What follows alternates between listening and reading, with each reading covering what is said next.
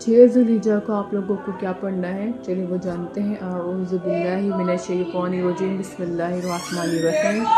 6 ذوالحجہ کو سب سے پہلے ہم لوگوں نے فجر نمازوں کو نہیں چھوڑنا ہے۔ جو ہماری فرض نمازیں ہیں، فجر، ظہر، عصر، مغرب، عشاء، ان 5 کو ہمیں اچھی طریقے سے پڑھنا ہے، ایک بھی نماز نہیں چھوٹنی چاہیے۔ اور اس کے بعد جو ہماری پچھلی نمازیں باقی ہیں ان میں سے کم ایک نماز کو پورا پڑھنا ہے، یعنی کہ ایک دن کی نماز ہمیں کیا کرنی ہے، پوری پڑھنی ہے۔ جیسے کہ ایک دن کی ہمیں فرض نمازوں میں فجر کی نماز کو قضا جو ہے پوری کرنی ہے، مغرب کی قضا، عصر کی، عشاء کی، جتنی بھی ایک دن کی جو ہے نمازیں ہیں وہ کم سے کم ہمیں ایک دن کی نماز کیا کرنی ہے، جو ہماری پچھلی چھوٹی ہوئی ہیں ان کی ہمیں قضا کو پڑھنا ہے۔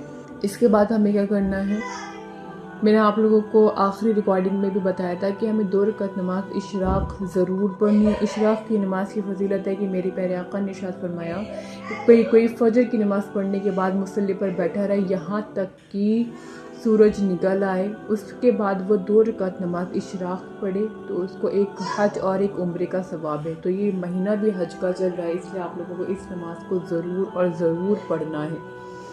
اس کے بعد کچھ جو ہے کلمات جو رب تبارک و تعالیٰ کو محبوب ہے، اس کا ذکر آپ کو صبح سے لے کے شام تک کرتے ہی رہنا ہے۔ وہ کلمات کیا ہے؟ سبحان اللہ، الحمدللہ، لا الہ الا اللہ، اللہ اکبر۔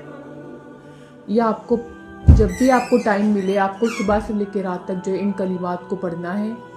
سبحان اللہ، الحمدللہ، لا الہ الا اللہ، اللہ اکبر۔ پھر سبحان اللہ، الحمدللہ، لا الہ الا اللہ، اللہ اکبر۔ ان میں سے کوئی بھی کلمہ کہنے سے جنت میں ایک پودا لگا دیا جاتا ہے۔ جیسے کہ آپ نے کہا سبحان اللہ، ایک پودا لگا دیا گیا، الحمدللہ ایک پودا لگا دیا گیا، لا الہ الا اللہ ایک پودا لگا دیا گیا، اور اللہ اکبر کہنے سے بھی ایک پودا جنت میں لگا دیا جاتا ہے۔ اب سبحان اللہ کہنے سے کیا ہوتا ہے، 20 نیکیاں لکھی جاتی ہیں اور 20 گناہ مٹا دیے جاتے ہیں۔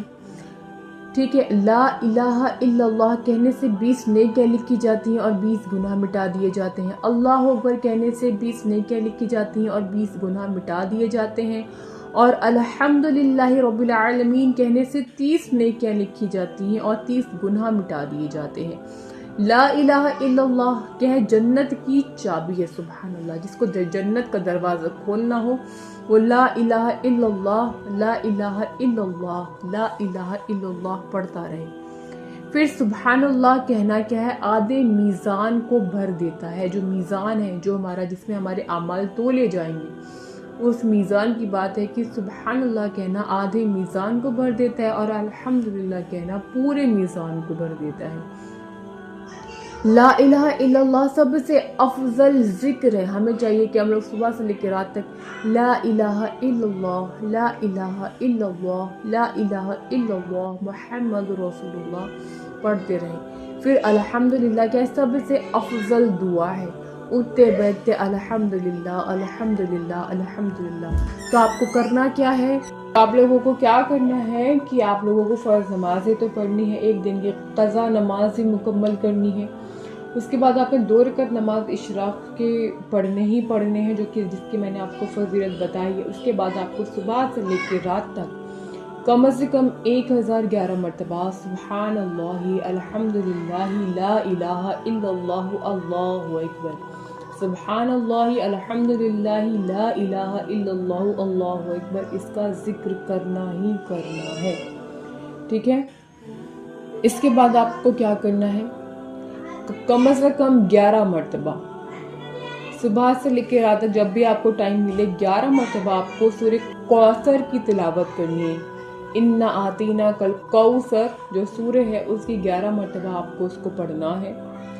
شروع اور آخر یعنی کہ اول اور آخر آپ کو 11 مرتبہ درود پاک ملانا ہے۔ پھر آپ کو انا آتینا کل کوثر یہ مکمل سورت کو پڑھنا ہے۔ کیوں؟ اس سورت میں رب تبارک و تعالیٰ نے ارشاد فرمایا، آیت نمبر جو 2 ہے، ٹھیک ہے، فَصَلِّ لِرَبِّكَ وَانْحَرْ، اس میں رب تبارک و تعالیٰ نے ارشاد فرمایا کہ نماز پڑھو، ٹھیک ہے، اور کیا کرو، قربانی کرو۔ تو یہ مہینہ کیا ہے، قربانی کا ہے، تو اس لیے ہمیں اس سورت کو ضرور پڑھنا ہے کم سے کم 11 مرتبہ۔ اس کے اول اور آخر دودھ پاک ملا کر، اور ان سب کا ثواب جب آپ دینا چاہیں تو پھر آپ ضرور دیں۔ سب سے پہلے رب تبارک و تعالیٰ کی بارگاہ میں، اس کے بعد حضور اکرم صلی اللہ تعالیٰ علیہ وسلم کی بارگاہ میں، پھر اس کے بعد حضور اکرم صلی اللہ علیہ وسلم کے تمام گھرانے والے، تمام تابعین، تمام تبع تابعین، تمام بزرگان دین، تمام اہل بیت، تمام صحابہ اکرام، ہر ایک کو جو ہے آپ نے کیا کرنا ہے، ان تمام چیزوں کا جو ہے نذرانہ پیش کرنا ہے۔ اور اس کے بعد جو آپ کے اہل و عیال ہیں جن کا انتقال ہو چکا، ان کے بارگاہ میں بھی آپ نے کیا کرنا ہے، ان تمام کا جو ہے ثواب پیش کرنا ہے۔ امید کرتی ہوں کہ آپ لوگوں کو سمجھ میں آیا ہوگا۔ دعائیں خیر میں یاد رکھیے گا۔ السلام علیکم ورحمۃ اللہ وبرکاتہ۔